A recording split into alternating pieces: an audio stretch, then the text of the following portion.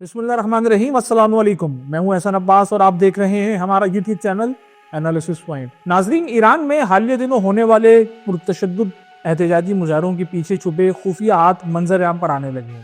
دنیا یہ سمجھتی رہی ہے، اور جیسا کہ امریکی صدر ٹرمپ، اسرائیلی وزیر اعظم نیتن یاہو اور سابق مفرور شہنشاہ ایران کے ولی عہد جاوید رضا پہلوی کے بیانات سے ظاہر بھی ہو رہا تھا کہ مہنگائی کے خلاف ہونے والے ان پرامن احتجاجی مظاہروں کو پرتشدد اور دہشت گردی میں تبدیل کرنے کے پیچھے امریکہ اور اسرائیل کی خفیہ ایجنسیاں ملوث تھیں۔ لیکن اس سب کے پیچھے اور بھی بہت کچھ تھا جو دنیا کی نظروں سے اوجھل تھا، لیکن ایرانی خفیہ ادارے اس سب سے باخبر تھے اور صحیح وقت کے انتظار میں تھے۔ ایرانی انٹیلیجنس اداروں کے نزدیک وہ صحیح وقت اب آن پہنچا تھا۔ یہ دن کا وقت تھا اور تہران کے امام خمینی انٹرنیشنل ایئرپورٹ کے انٹرنیشنل ڈپارچر لاؤنج میں معمول کی آمد و رفت جاری تھی۔ اتنے میں اچانک کچھ غیر ملکی داخل ہوئے، جنہیں مبینہ طور پر ہالینڈ کے سفارتکار کہا جا رہا ہے۔ ایرانی سرکاری پی صدا اور سیما کی جانب سے جاری سی سی ٹی وی فوٹیج میں دیکھ سکتے ہیں کہ ایک کالے رنگ کی گاڑی تہران انٹرنیشنل ایئرپورٹ کے باہر آ کر رکتی ہے۔ کچھ افراد اس گاڑی سے اتر کر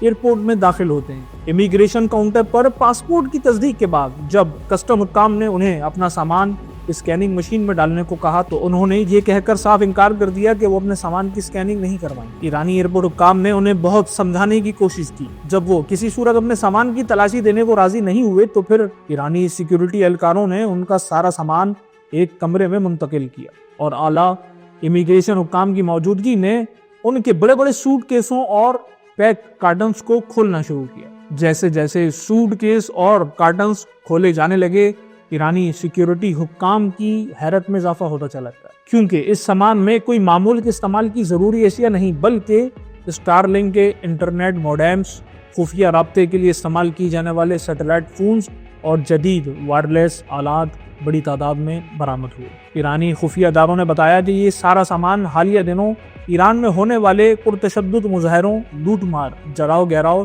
اور قتل و غارت گری کے لیے شرپسندوں میں تقسیم کرنے کے لیے ایران منگوایا گیا تھا، تاکہ ان بلوائیوں کے آپسی رابطے اور ان کے ہینڈلرز سے ملنے والی ہدایات سے ایرانی خفیہ ادارے مکمل لاعلم رہ سکے، ان کی گفتگو کہیں ریکارڈ یا ٹریک نہ ہو سکے اور ان کے بیرونی آقاؤں کی شناخت بھی ظاہر نہ ہو۔ ناظرین، اسلامی جمہوریہ ایران کے حکام نے پہلے ہی کہا تھا کہ ایران میں ہونے والے فسادات میں 10 ممالک شامل تھے، ان کی خفیہ ایجنسیاں سب شامل تھیں۔ اب اس سب سے ظاہر ہوتا ہے کہ ان میں ایک ملک ہالینڈ بھی شامل تھا، جو کہ ایران کو غیر مستحکم کرنے اور ریجیم چینج کے امریکی منصوبے میں نہ صرف شامل تھا بلکہ مکمل سہولت کاری بھی کر رہا تھا۔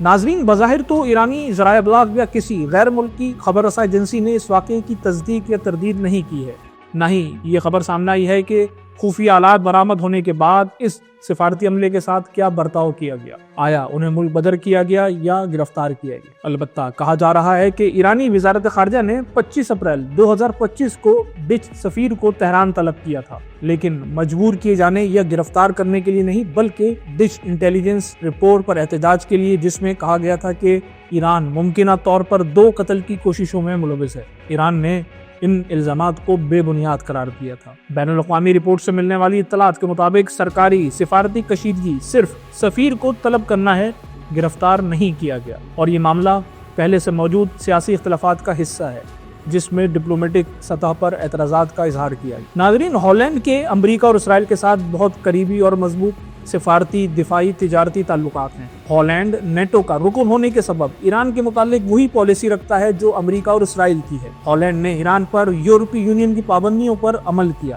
جبکہ بعض مواقع پر ایران میں نام نہاد انسانی حقوق کے معاملات پر تنقید بھی کرتا رہا ہے۔